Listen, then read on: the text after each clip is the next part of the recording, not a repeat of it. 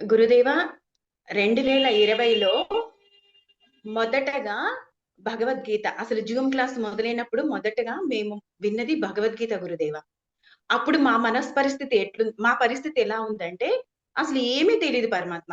ఈ జ్ఞానం గురించి వీటి గురించి ఏం తెలీదు.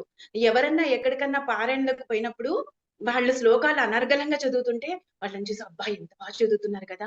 వీళ్ళు ఎట్లా చదువుతున్నారో, వీళ్ళు ఎంత గొప్పవాళ్ళో అట్లా అనుకోవడం తప్ప ఏమీ తెలీదు గురుదేవ.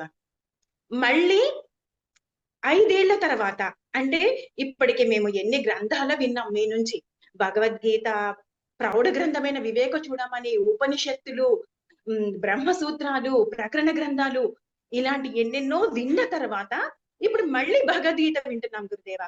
అసలు ఎంత సంతోషంగా ఉందంటే హ్మ్. ఒక 5 ఏళ్ల తర్వాత ఒక అమ్మాయి పుట్టింటికి పోయిందనుకో, ఆ అమ్మాయి మనసు ఎంత సంతోషపడుతుందో, ఇప్పుడు భగవద్గీత వింటుంటే మా మనసు అట్లా పులకరించిపోతుంది పరమాత్మ. అంత సంతోషంగుంది. ప్లస్ మీరేమన్నారు? భగవద్గీత వినే కొద్దీ కొత్త కొత్తగా అర్థమవుతుంది అన్నారు. అప్పుడు నేను జాయిన్ అయినప్పుడు అర్జున విషాద యోగంలో చివరి శ్లోకంలో జాయిన్ అయినాను గురుదేవ. ఇంకా అర్జున విషాద యోగంలో పెద్దగా ఏముండదు కదా అన్నట్లు అనుకున్నాను గురుదేవ. కానీ ఇప్పుడు మీరు అర్జున విషాద యోగం చెబుతూ దీనికి సంబంధించిన పాత్రలను భారతంలోని విషయాలన్నీ చెప్పడము అసలు ఎంత బాగుందంటే చాలా చాలా బాగుంది గురుదేవ.